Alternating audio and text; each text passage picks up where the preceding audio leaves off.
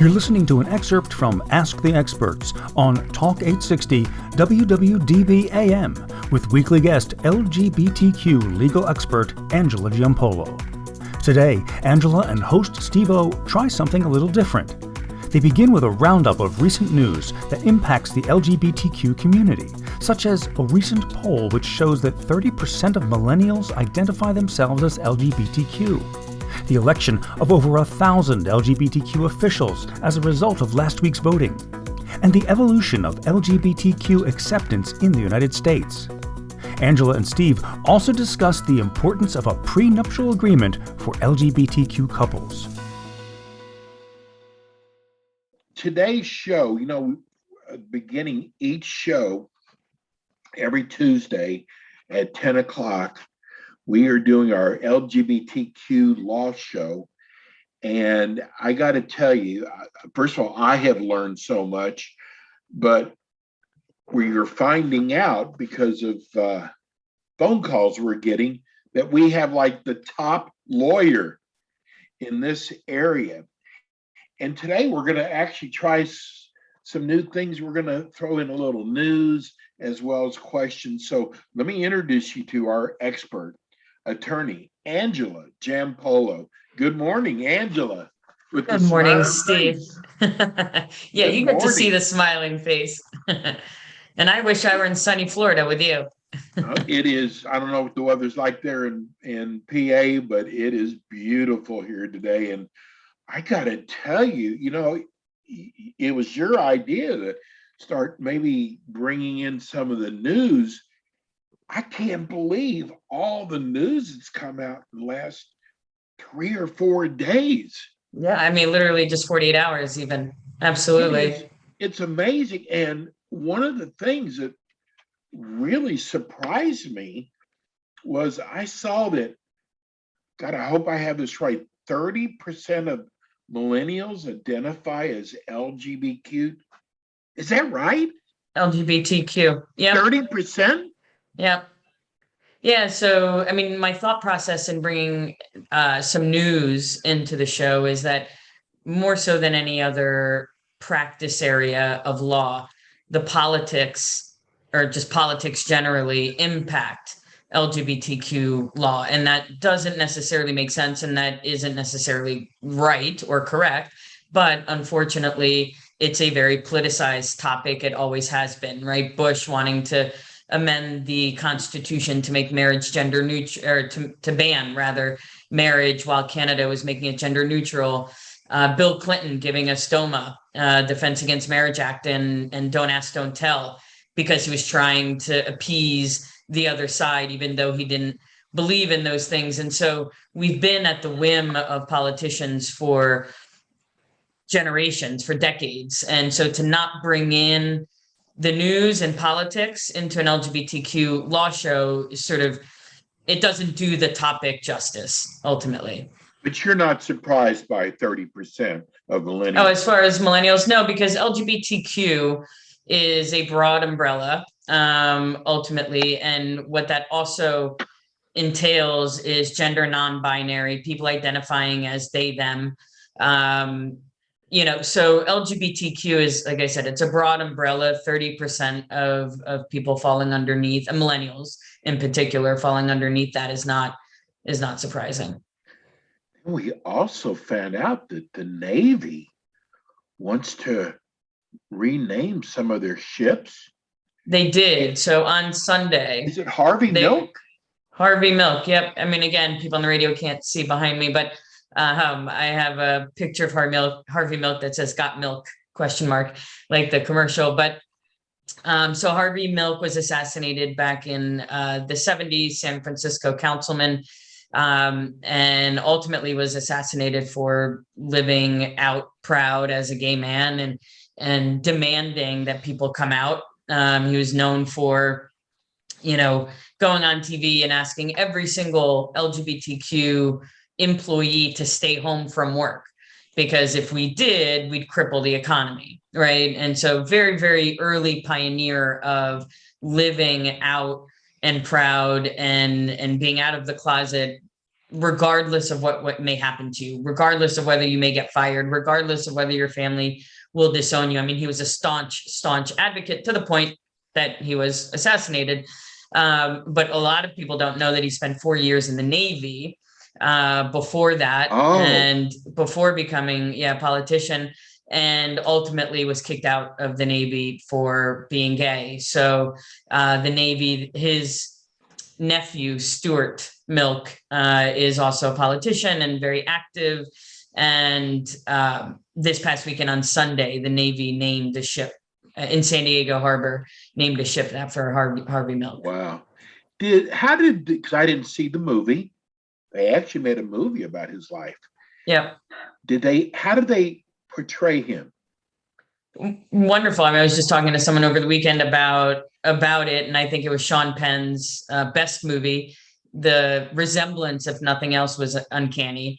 And I think he even said so himself, Sean Penn did. But and yeah, I mean, they portrayed him exactly as he was, a staunch advocate, an out proud man. He sort of stumbled upon San Francisco's Castro area, which at the time was a burgeoning LGBTQ mecca, if you will.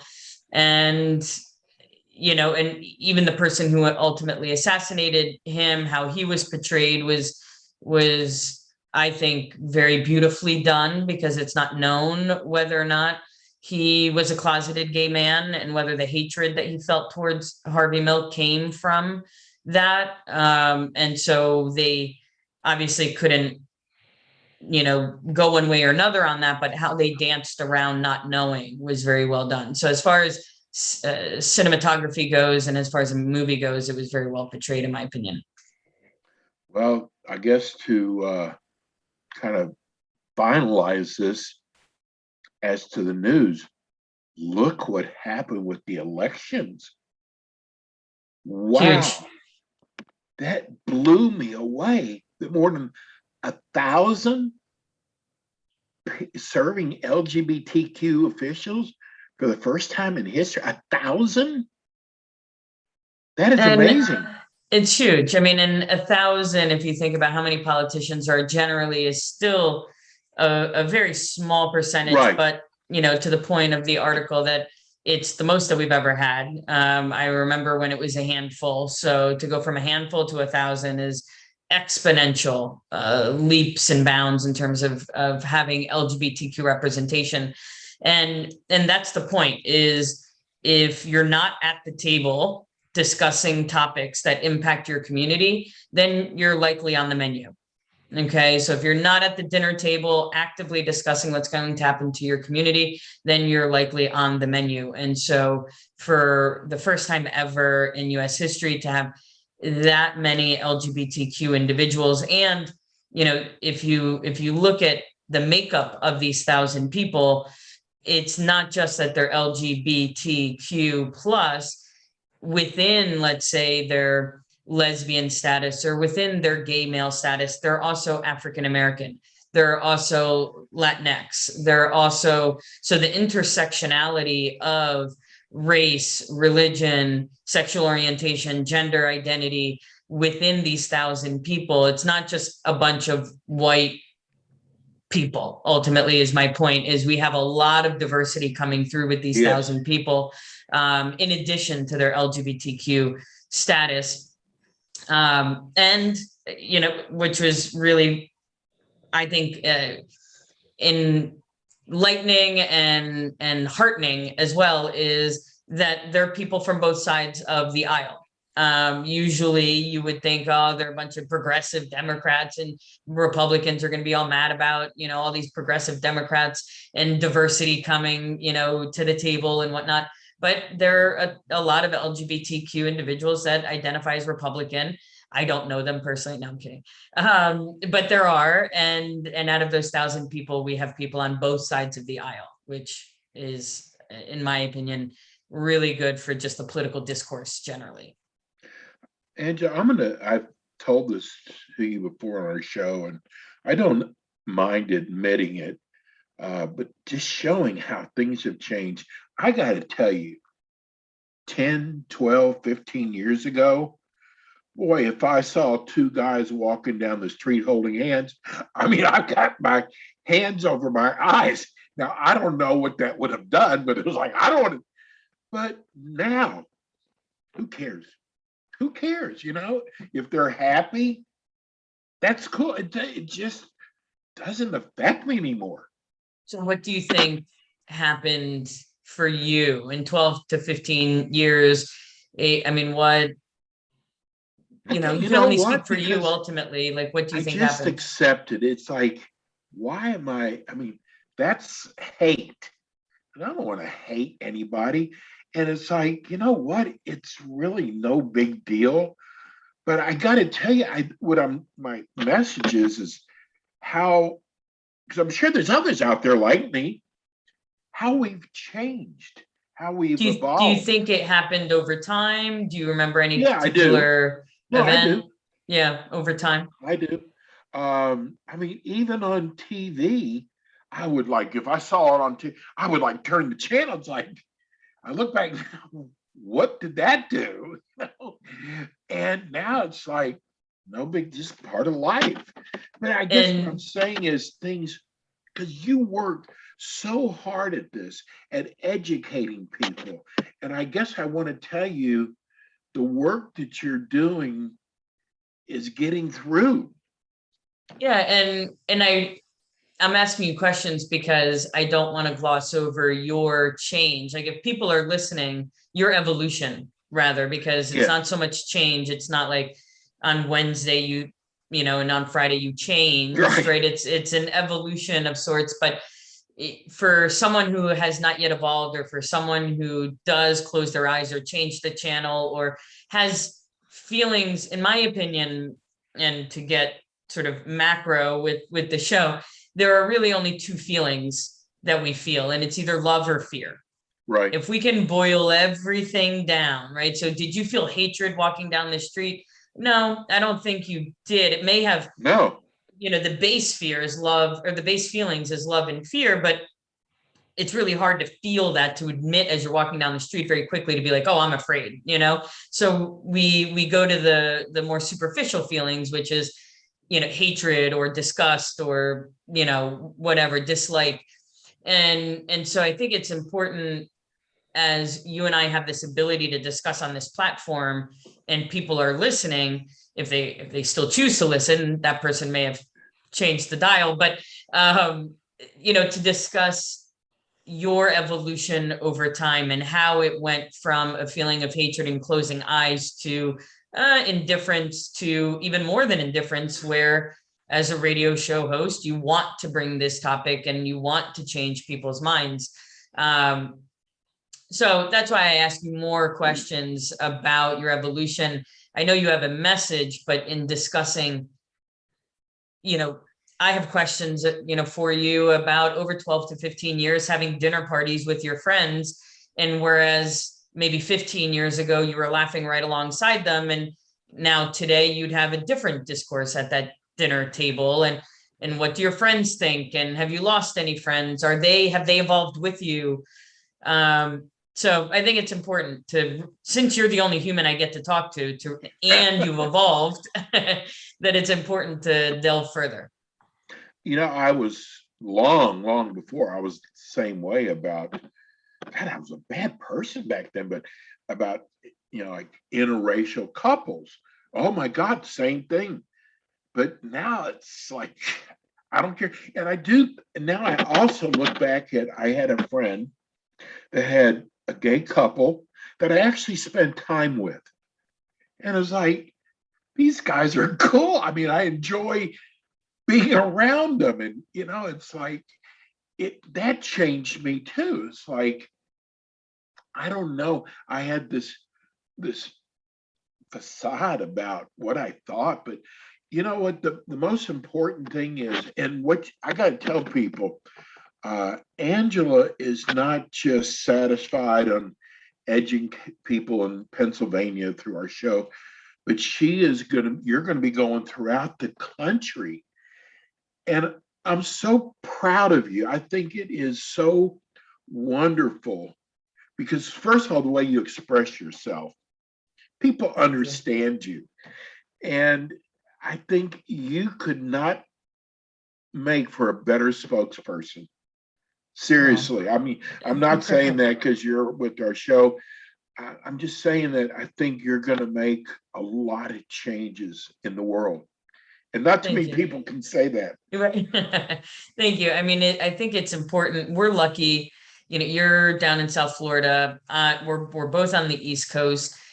You go to the West Coast, you look at LA, San Diego, Seattle, you know, all down the West Coast, and it's very progressive and it's open. And but there's Middle America, and I don't know, you know, why I innately have this empathy for really the LGBTQ community all across the world. I mean, I lived in Beijing, I lived in Tanzania, where it's illegal to be gay, and I think that having traveled so much and really being French Canadian originally and coming from Canada and having the laws be so different there, I think that experience, the international experience, and also living and growing up in a country where LGBTQ people have been treated equally for 20 years, and yet we're still fighting for basic equality here in the United States.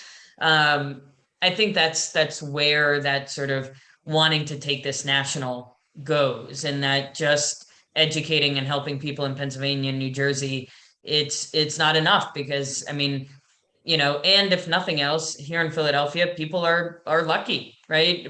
Fort Worth, Texas, and Mobile, Alabama, it's not the case, and there aren't necessarily out um, LGBTQ lawyers in the middle of Alabama in a town of 1,000 people where there may only be a handful of gay people, right? Like who do those people avail themselves to from a legal perspective? So I was just thinking because we're talking about other cities, and I used to live in Houston, and Houston has a large gay population in an area called Montrose. mm, 15 years ago, when I lived there, they didn't call it Montrose. They called it the gay area. The good old boys. right, the But neighborhood. yeah, but now no one calls it that. Now it's Montrose. Right, There's no more, trying to label it as anything. right. So Were even you in there when Texas, Anise Parker was mayor? no. And she may even still be mayor, I don't know, but Anise Parker, lesbian, mayor of Houston for a long time, and Houston, obviously it was already a very LGBTQ Yes. city for them to even elect a lesbian mayor at a time when Tammy Baldwin was one of our only out LGBTQ politicians. And so Anise Parker, and then she was named one of the top 10 mayors in the whole country in terms of things that she did for Houston. And so, being one of the first openly LGBTQ mayors of a large city, right? Doesn't have just 5 people to it, right? It's one of the largest cities in the country, Yes. and doing so many good things for Houston generally, For a and being long put on the time. map for a long time. So I've never actually been to Houston, but only know of it as a very LGBTQ friendly city because of Mayor Parker doing such great things there. Angela, you have a podcast. I do. So it's called Out Boss Talk, talking to out bosses ultimately. So any industry across all segments, LGBTQ entrepreneurs. We bring on entrepreneurs in any and all industries ultimately, but to give tips on how to be a successful entrepreneur. Well, speaking of tips, 2 areas you actually work in 3 areas because you also do real estate law too, but you work a lot in family law and estate planning law. So let's talk about weddings and what happens. What do people need to do when they're going to get married? You got to do some estate planning for the future. Yeah, You have to. yeah, so I feel like, well, a couple things. the LGBTQ community, in my opinion, has really changed the way we look at premarital agreements, right? So we've only been allowed to get married for the last 7 years, and we've been watching straight people, no offense, mess it up for 300 years, right? So being new to this privilege, this legal privilege of marriage for just 7 years, in I'd say the last 15 years, I have done one prior to marriage equality, did one prenup, and it was for a straight brother of a gay client. And now that marriage equality has passed and gay people can get married, we're getting prenups left, right, and sideways. I did one in 15 years. Now I'm doing one a week. And Wow.